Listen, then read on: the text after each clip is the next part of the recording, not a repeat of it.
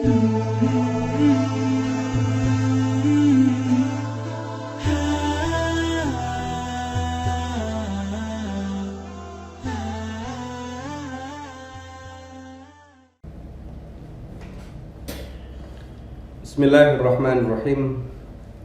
Assalamualaikum warahmatullahi wabarakatuh.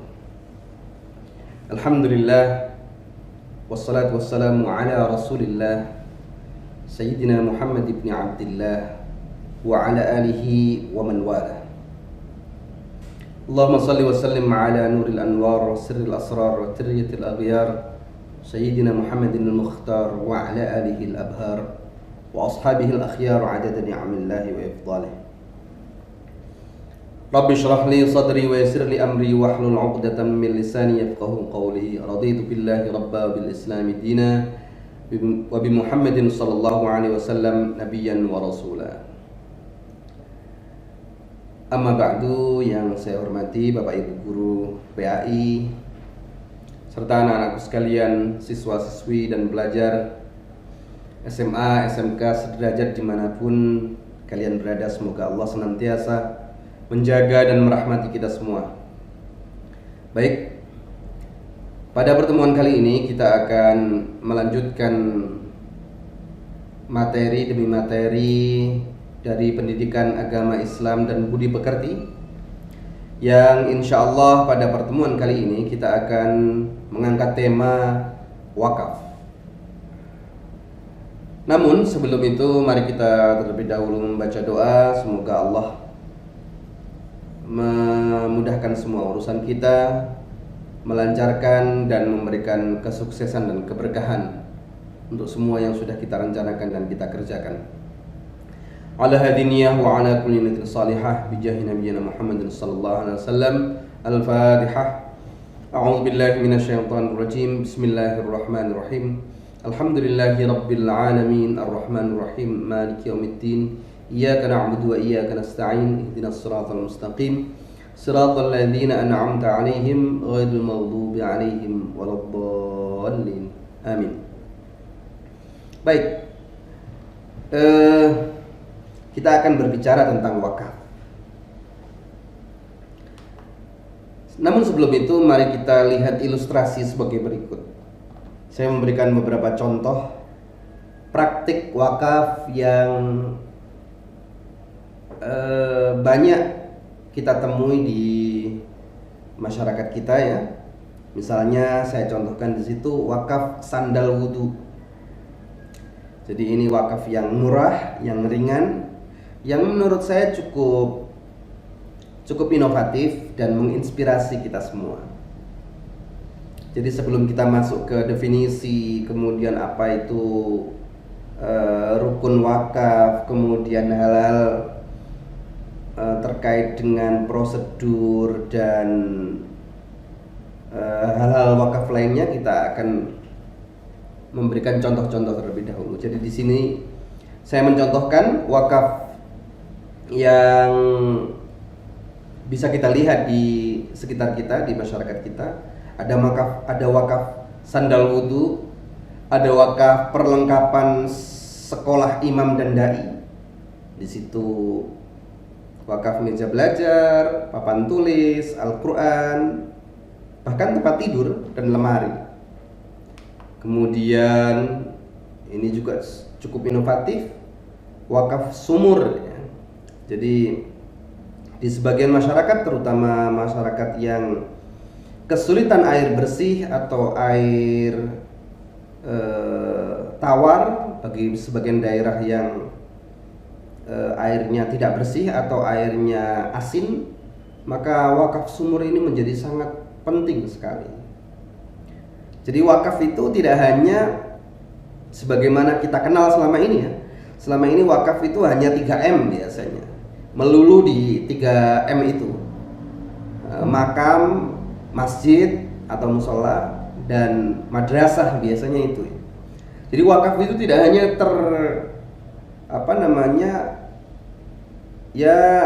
tidak hanya terfokus pada 3 hal itu, makam, masjid, musola ataupun madrasah, tetapi juga segala hal yang bisa dimanfaatkan oleh masyarakat, oleh umat Islam, dan itu bersifat tidak langsung habis. Jadi seperti tadi dicontohkan, misalnya wakaf sandal itu kan berusia hanya beberapa bulan ya. Atau wakaf bangunan bisa berusia puluhan tahun insya Allah. Ada juga wakaf tanah berusia selamanya kalau tanah.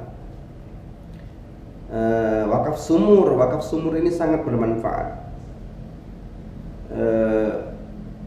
Kemudian ada nanti kisah, misalnya sumurnya Sayyidina Utsman pada zaman Nabi. Dulu Sayyidina Utsman mewakafkan sumur.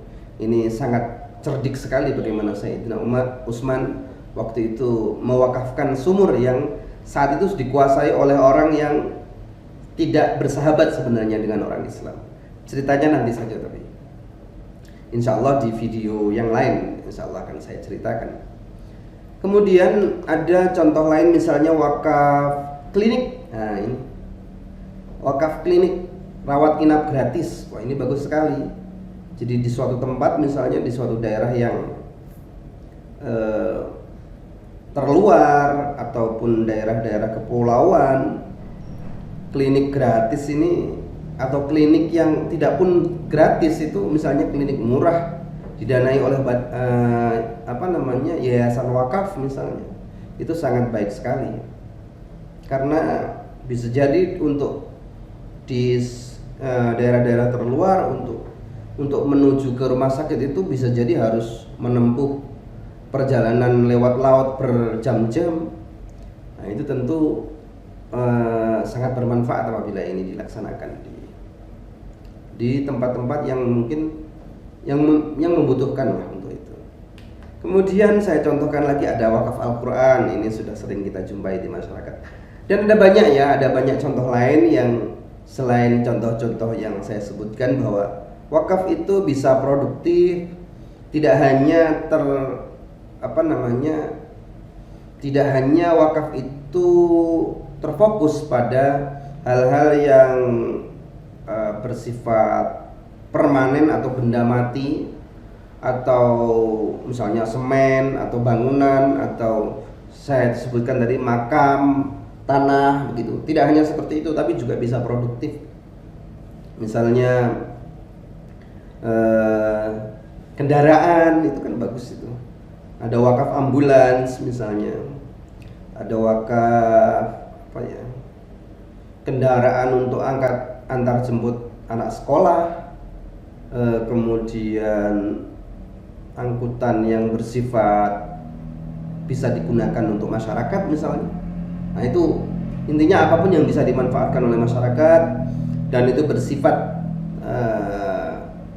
digunakan secara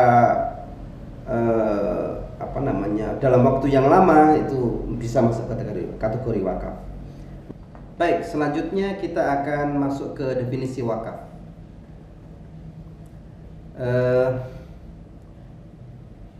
Kita akan definisikan secara bahasa dan secara istilah.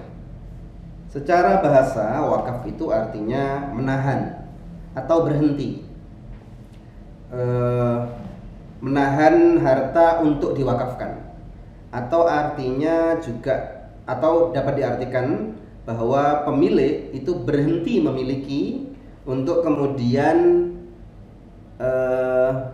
mewakafkan harta tersebut ke lembaga atau individu yang mengelola wakaf tersebut. Nah, adapun secara etimologi atau secara bahasa, wakaf berarti menahan harta dan memberikan manfaatnya di jalan Allah. Jadi harta tersebut sudah berhenti dimiliki dan dilimpahkan kepemilikannya dan kemanfaatannya itu di jalan Allah, yang mana dikelola oleh pengelola wakaf atau nadhir. Kemudian secara istilah juga berarti menahan harta milik pribadi yang diserahkan kepada orang lain atau pihak lain untuk kepentingan umum dengan tujuan mendapatkan ridho Allah Ta'ala. Jadi wakaf ini bernilai ibadah yang sangat baik karena memberi manfaat kepada masyarakat umum. Kemudian secara istilah juga berarti menahan suatu benda yang kekal zatnya untuk diambil manfaatnya untuk kebaikan dan kemajuan Islam. Jadi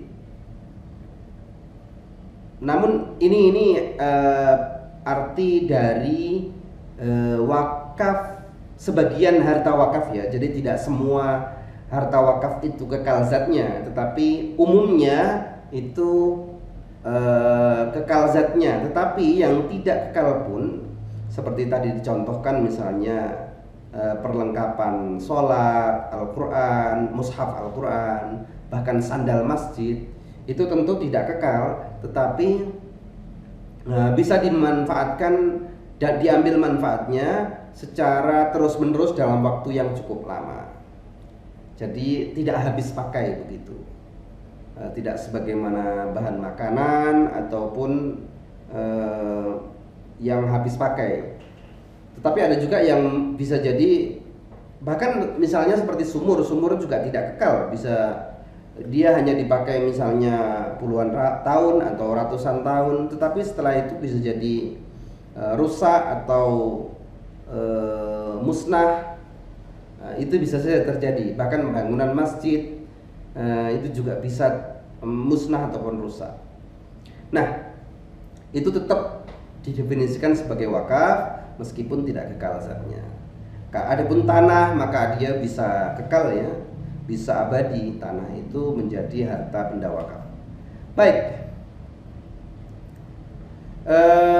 definisi wakaf yang terakhir adalah menahan suatu benda yang kekal zatnya, artinya tidak dijual dan tidak diberikan serta tidak pula diwariskan, tetapi hanya disedekahkan untuk diambil manfaatnya saja.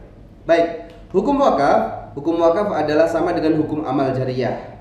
Jadi hukumnya sunnah muakkadah ya, sunnah sesuai dengan jenis amalnya. Maka berwakaf bukan sekedar berderma sedekah biasa, tetapi lebih besar pahalanya dan manfaatnya terhadap orang yang berwakaf dan terhadap orang yang diberi wakaf atau memanfaatkan harta wakaf. Nah, ini hukumnya sunnah. Kemudian landasan hukum wakaf adalah Quran surat Ali Imran ayat 92. A'udzubillahi minasyaitonirrajim. Bismillahirrahmanirrahim. Lan tanalul birra hatta tunfiqu mimma tuhibbun wa ma tunfiqu min syai'in fa innallaha bihi alim. Kamu sekali-kali tidak sampai kepada kebajikan yang sempurna sebelum kamu menafkahkan sebagian harta yang kamu cintai. Dan apa saja yang kamu nafkahkan, maka sesungguhnya Allah mengetahuinya. Jadi ayat ini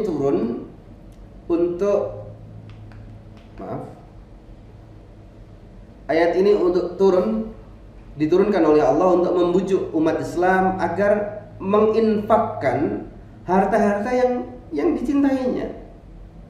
Supaya apa? Supaya kita mendapatkan kebajikan yang sempurna. Harta-harta yang bernilai tinggi, tanah, kemudian uang, itu bernilai yang kita apabila menginfakkan harta-harta yang kita cintai tersebut, maka insya Allah kita akan mendapatkan kebajikan yang sempurna di mata Allah dan di sisi Allah. Baik, lanjut. Kemudian hadis Rasulullah SAW, idza mata ibnu adam inqata'a amaluhu illa min thalathin, shadaqatin jariyatin aw ilmin yuntafa'u bihi aw waladin salihin yad'u lahu.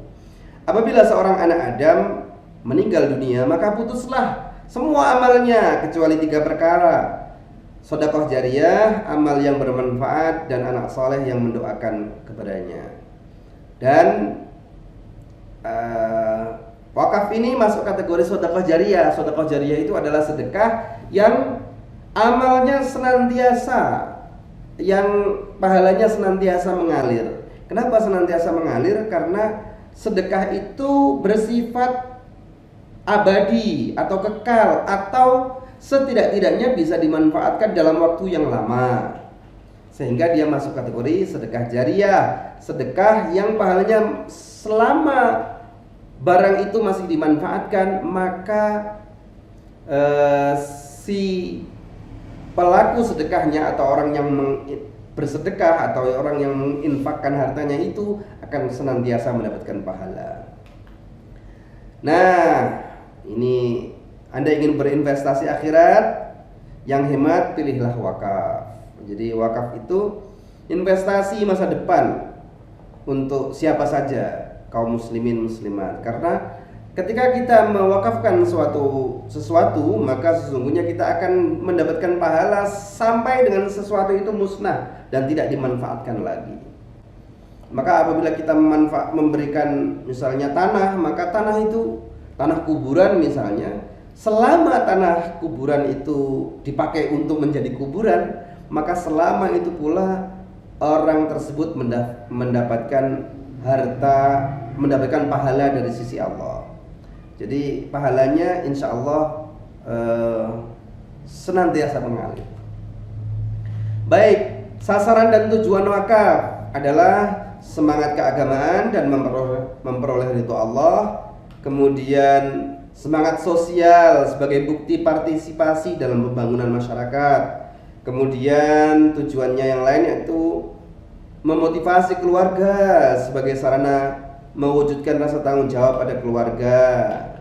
Kemudian dorongan kondisional untuk menyantuni orang lain yang jauh dari keluarga. Kemudian dorongan naluri untuk saling membantu. Baik, syarat wakaf diwakafkan untuk selama-lamanya, tidak boleh, tidak terbatas waktu tertentu. Jadi wakaf itu ya diberikan selama-lamanya, diserahkan selama-lamanya. Kemudian tunai tanpa menggantungkan suatu peristiwa di masa yang akan datang. Misalnya saya mewakafkan bila dapat keuntungan yang lebih besar dari usaha yang akan datang, hal ini disebut tanjiz. Jadi wakaf itu ya tunai. Kalau tidak tunai berarti bukan wakaf, berarti masuk kategori sedekah yang lain. Kemudian jelas mauquf alaihnya atau orang yang diberi wakaf dan bisa dimiliki barang yang diwakafkan, dan bisa dimiliki barang yang diwakafkan, atau mauqufnya itu bisa dimiliki. Artinya kita mewakafkan harta benda yang memang bisa dimiliki. Tanah itu kan bisa dimiliki, kendaraan, semen, bangunan, sandal, apalah, mobil, ambulan dan lain-lain itu bisa dimiliki.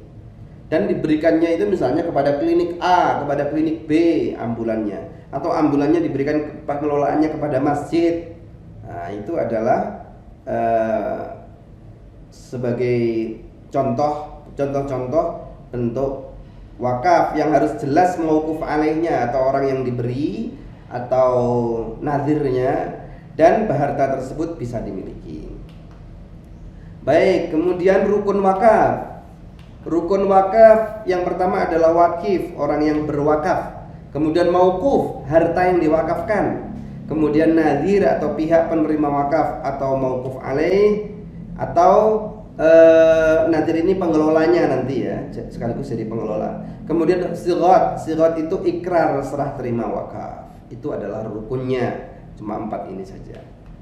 Kemudian unsur-unsur wakaf berdasarkan undang-undang ada, ini sama dengan tadi, dengan rukun wakaf tadi. Ada orang yang berwakaf atau wakif, ada harta yang diwakafkan, ada tempat di manakah wakaf harta itu atau tujuan wakaf, mauquf alaih, ada akad atau sirat, dan ada pengelola atau nadhir.